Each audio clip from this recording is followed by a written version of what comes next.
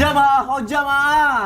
Alhamdulillah. Alhamdulillahirrahmanirrahim, kita masih di Islam itu Indah dan tema kita juga masih sama, sifat suami yang bikin pernikahan langgeng. Tadi kan sudah dibahas dua. Sudah dibahas dua. Satu. Yang pertama itu adalah suami memiliki sifat mengutamakan anak, istri dan keluarganya, tapi harus adil, kata Ustaz Syam. Adil bukan berarti sama, katanya gitu. Yang kedua. Yang kedua itu suami memiliki sifat memperbolehkan istri bergaul. Tapi kata Habib ada batasannya, tujuannya apa juga gitu. Mantap, ingat ya. Masya Allah, dibantu tulis tuh di situ. Enggak. Jamaah, aku punya tayangan lagi nih. Ini kakek usia 99 tahun. Wah, Masya Allah. Masih semangat mencari rezeki. Wah, kita lihat tayangannya yuk, silakan. Masya Allah. Itu bukan senja. Kalau usia 99 itu namanya udah Isa. Udah Isa. Jelang Isa itu. Ya Allah. Yang jelas gini. Salah satu yang menyebabkan rumah tangga langgeng itu ketika sosok yang namanya suami senantiasa berusaha untuk memenuhi kebutuhan pasangannya. Iya, makanya tadi aku berusaha untuk itu, bantu jualan. Jualan apa tadi? Sama-sama. Sunat namanya. Apa itu kebanyakan? Sony usaha donat gitu.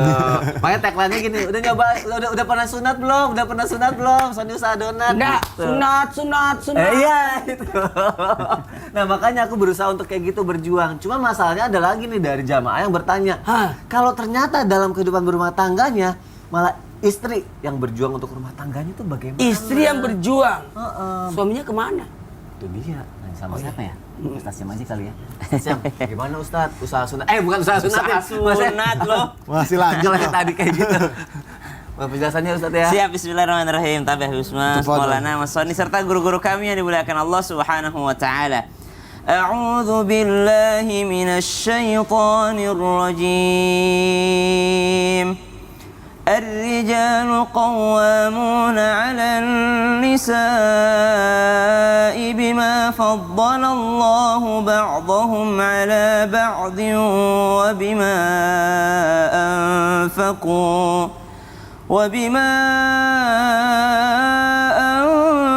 أنفقوا من أموالهم.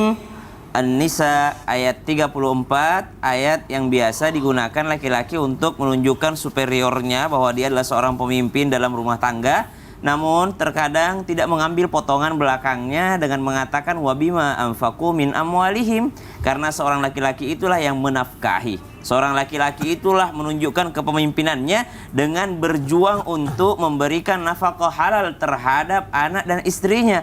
Istri yang baik adalah mereka yang mengatakan, wahai suamiku, aku mungkin bisa menahan lapar dan haus di dunia ini, tapi aku tidak akan pernah bisa menahan panasnya api neraka. Maka jikalau engkau tidak punya uang, aku masih bisa menahannya, tapi jangan pernah memberikan aku makanan daripada makanan yang haram, karena aku tidak tahan dengan panasnya api neraka. Subhanallah. Maka laki-laki yang mendengar ungkapan ini akan berjuang sekuat tenaga untuk mencari nafkah yang halal. Karena dalam Al-Quran disebutkan, ba'da naqul a'udzubillahi minasyaitonir rajim, liyunfiq dzu sa'atan min sa'atihi wa man qudira 'alaihi rizquhu falyunfiq mimma ataahu Allah. Memang laki-laki diwajibkan untuk memberi nafkah terhadap keluarganya. Sering kita dengarkan guru kita Ustaz Mulan mengatakan bukan mencari rezeki, tapi bukan mencari nafkah, tapi memberi nafkah. Karena banyak laki-laki pandai mencari tapi tidak pandai untuk memberi terhadap keluarganya. Maka memberi nafkah tetap menjadi kewajiban seorang suami meskipun istrinya kaya raya. Memberi nafkah tetap menjadi kewajiban suami meskipun istrinya berkecukupan atau berpenghasilan yang lebih besar. Lalu bagaimana kalau kenyataannya seorang istrilah yang berjuang, kalau istrinya ridha dan ikhlas karena ada kekurangan daripada suaminya. Misal 20 tahun pernikahan, 19 tahun suaminya kasih gaji terus. Di usia pernikahan yang ke-20 ternyata suaminya udah pensiun atau kena daripada PHK, subhanallah. Lalu istrinya mengatakan, kamu nggak pernah kasih nafkah kepada saya. Hati-hati, jangan sampai menjadi wanita yang kufur. Karena 19 tahun suamimu berikan kepadamu, baru setahun nggak sanggup nih. Itu pun karena PHK mendadak, subhanallah. Atau suaminya sakit, langsung dia mengatakan, nggak pernah Ustadz suamiku kasih aku nafkah. Dia tidak pernah berjuang. Padahal baru setahun sakitnya. 19 tahun kemana aja? Kenapa bukan yang itu yang disyukuri? Kenapa bukan itu yang dihitung? Maka Nabi SAW mengingatkan untuk para wanita, jangan pernah memasukkan diri kalian ke dalam neraka dengan menjadi orang yang kufur nikmat. Satu kesalahan itu yang kalian ingat, setahun di PHK itu yang kalian ingat, sedangkan 19 tahun dikasih nafkah setiap harinya, pagi, siang, malam, pakaiannya terjamin, tas mahalnya terjamin, rumahnya terjamin, tidak pernah kalian hitung sebelumnya. Maka subhanallah, wanita kalau ikhlas dan ridho bernilai sedekah dalam hal membantu rumah tangga. Wallahu ta'ala alam. Jadi suami-suaminya yang masih mampu, masih semangat harus tetap berjuang untuk menafkahi Tetap berjuang, istrinya. subhanallah. Karena pada fitrahnya suami pasti malu kalau nggak berjuang. Iya dong. Terima kasih Tasya Siap. untuk penjelasannya. Semangat para suami di luar sana. Semoga Allah kasih rezeki yang berlimpah. Semoga bisa Amin. membahagiakan Ya Allah, istri ya dan Rabbal juga Alamin. anak-anaknya. Amin ya Rabbal Alamin. Tapi jangan lupa harus setia. Kenapa harus setia? Ada tayangan nih. Diujinya kesetiaan seorang suami. Kita lihat tayangannya. Silakan. Sat, jangan Aduh. sedih, Sat. Karena Ini yang tim berlalu Islam biarlah Kinda berlalu. betul-betul bikin saya kaget. Kaget. Gimana Sabar, ngeliat Sat, tayangan sabar, tadi Sat. Ustaz Maulana? Yang jelas, ya itulah. Masya Allah. Kemarin saya berangkat umroh, kirain udah bisa lupa. Belum bisa. Belum bisa, masih selalu ingat ya. Iya. Karena yang aku lihat Ustadz Maulana ini Masya Allah sosok suami yang sangat bertanggung jawab. Amin. Suami yang setia Masya Allah. Dan dalam hidupnya juga sampai sekarang ya kita lihat Ustadz Maulana masih memilih nih gitu. Wah. Untuk tetap sendiri bersama anak-anak gitu. Ya. Aku jadi penasaran dan mungkin jamaah juga jadi penasaran Ustadz. Ketika Ustadz Maulana Masya Allah mendapatkan nih dalam hidupnya predikat suami yang setia. Nah, apakah setia itu ketika kita masih bersama dengan pasangan kita ketika sama-sama hidup saja? Iya. Atau setia itu adalah ketika mungkin, maaf ya Ustadz ya, Iya. Ustadz ditinggal istri atau siapapun yang tinggal istrinya, dia tetap setia untuk tidak menikah lagi Oke. sampai seumur hidupnya. Aku mohon penjelasan dari Ustadz Maulana. Ya, Silakan siap. Ustadz. Izin Habib dan Musasam. Tafadhol, Ustaz. Bismillahirrahmanirrahim. Allahumma shalli ala sayyidina Muhammad wa ala ali sayyidina Muhammad. Yang namanya pernikahan itu bukan hanya di dunia, tapi pernikahan itu sampai ke akhirat. Satu hal buat kita, makasih banyak dulu saya ucapkan kepada tim Islam Tindak. Mohon videonya kirim balik ke saya ya. Masya Allah, buat kenang-kenangan ya Ustadz ya. Satu hal buat kita, maaf tanpa menggurui, hanya mengingatkan. Tanda kesetiaan itu ketika orang bisa langgeng dengan pasangannya, setia dengan pasangannya, tidak selingkuh, tidak mencari pasangan yang lain sementara masih ada pasangan yang luar biasa setia padanya. Namun dalam hal ini, kalau berpisah, ditinggal mati, kalau perempuan dikasih hadiah. Siapa wanita yang dengan setia membesarkan anak-anak suaminya setelah suaminya meninggal, maka dibangunkan satu istana. Sementara kalau laki-laki tidak ada persiapan itu. Jadi kalau laki-laki itu memang dituntun untuk bisa menikah lagi. Belum tapi ya. Iya, dituntut menikah lagi. Cuma dalam hal ini, kenapa ada laki-laki yang tidak menikah setelah istrinya meninggal? Satu, Ya. kenapa? Karena susahnya melupakan kebaikan pasangannya. Susah melupakan kebaikan pasangannya. Rasulullah SAW sendiri nanti diantarkan orang-orang yang akan mendampingi beliau, barulah beliau menikah. Nabi itu sampai kapanpun tidak pernah melupakan jasa-jasanya Ummul Mukminin Siti Khadijah yang lanjut. luar biasa. Tapi lanjut saat ada Iya. Aisyah. Ada Aisyah ya. Kemudian yang kedua, kenapa? Ini mohon maaf tanpa menggurui, adanya amanah yang harus diemban. Adanya amanah yang harus diemban, yang harus diselesaikan. Contoh, mohon maaf, anak-anak yang belum bisa dilepaskan. Ini Alasan. Kalau saya terus terang, Alasan. ini anak-anak yang Bentuk jadi cinta beban ya, saya Ustaz, ya? sebenarnya. Bentuk cinta ya Ustaz. Iya Allah.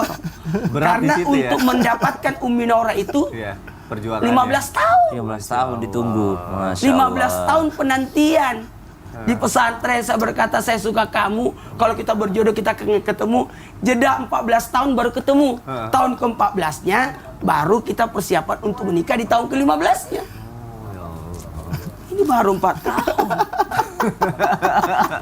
Dan nikahnya cuma baru 10 tahun. Cuma 10 tahun.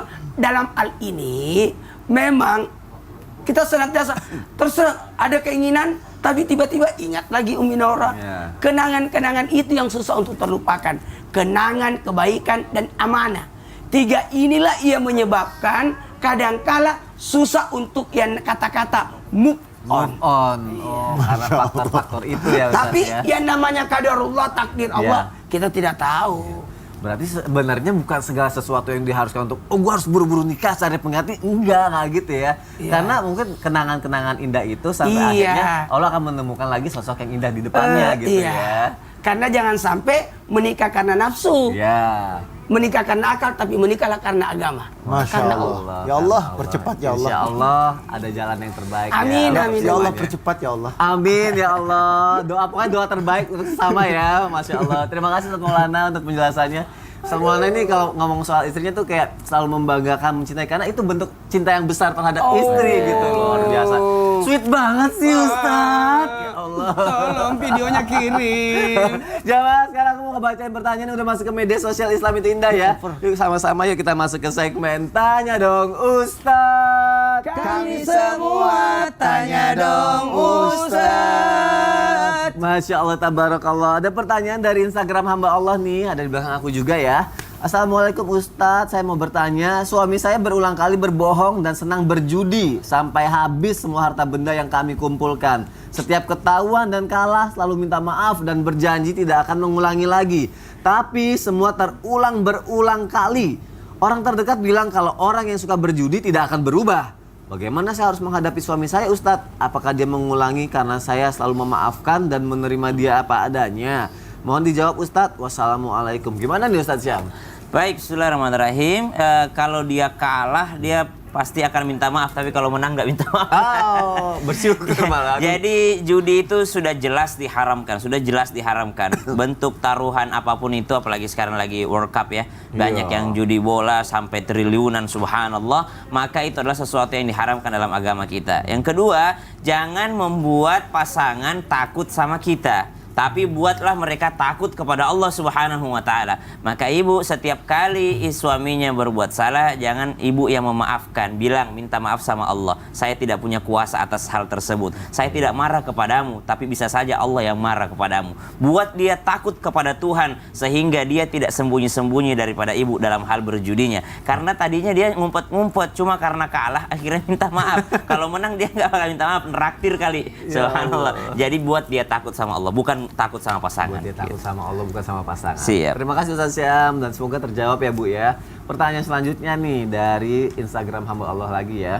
Assalamualaikum Ustadz, izin bertanya, jika suami melakukan kekerasan fisik dan melakukannya di depan anak, bagaimana cara saya bersikap dan menjelaskan ke anak-anak?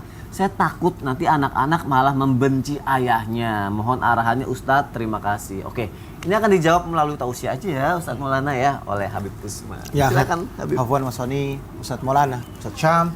Bismillahirrahmanirrahim. Allahumma sholli ala sayyidina Muhammad wa ala sayyidina Muhammad. Di sini kita harus betul-betul menyayangi siapapun suami dimanapun berada. Janganlah main tangan terhadap istrinya. Istri itu adalah makhluk Allah Subhanahu wa Ta'ala yang dicintai, disayangi, dihormati, dijadikan sebuah keindahan, ditegur dengan cara yang baik, wa ashiruhunna bil ma'ruf, dan dikasih tahu yang baik, dinasihatin yang baik, didekati dengan cara yang baik, disayangi dengan cara yang baik, dan diperlakukan dengan cara yang ma'ruf, dengan cara yang baik. Ini adalah sosok suami yang mengayomi. Perempuan itu diciptakan oleh Allah Subhanahu wa Ta'ala dari tulang rusuk Nabi Adam yang paling bengkok. Ujungnya bengkok, dilurusin pun patah. Memang dasarnya bengkok, nggak bisa dia didiamkan, harus dibaikin.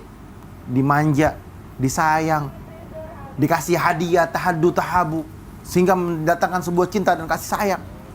Kalau kita melihat sosok seorang suami dia mukul istrinya, dihajar istrinya. Maka ketika anak lihat, besok anak ini akan mukul istrinya lagi. Astagfirullah. Kenapa? Terjadi sebuah kelanjutan. Suami mukul istrinya terbiasa, anak mukul mbaknya. Anak mukul siapa lagi? Mukul yang ada di sekelilingnya. Dia sekolah dimukul temannya. Kenapa? Itu dianggap hal yang biasa.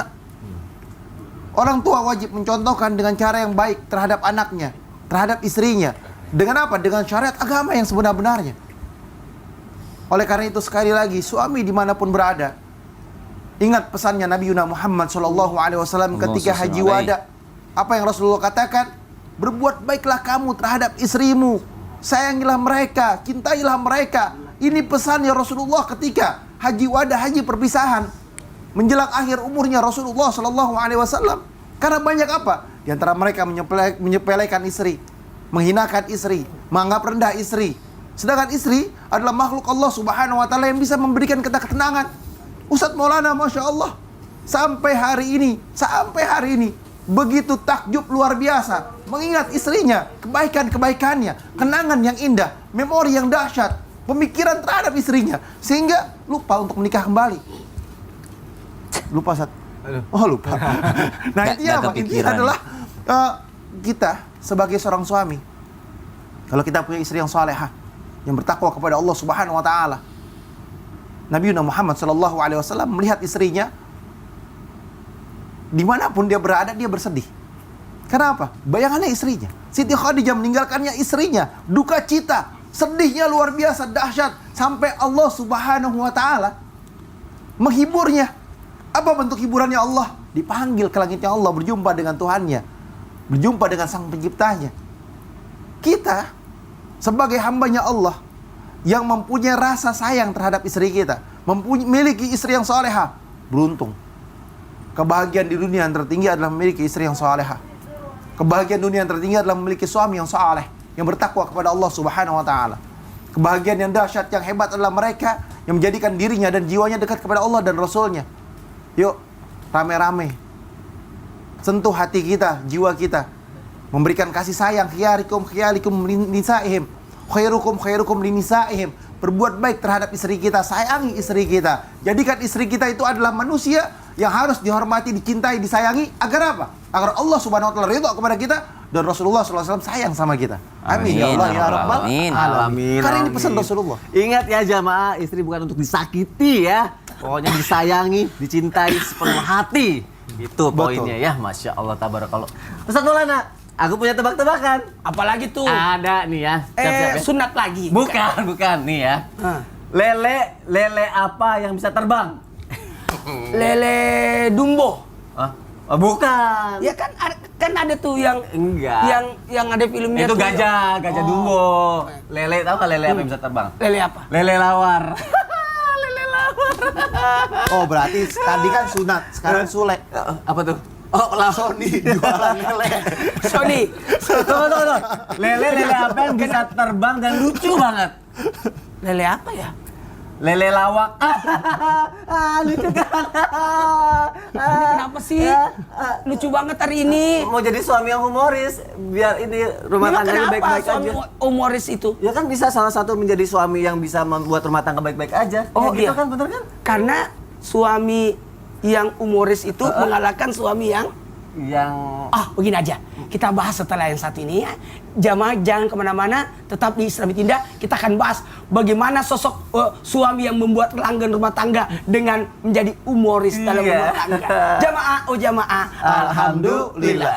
Apalagi Mood booster ya? Lele.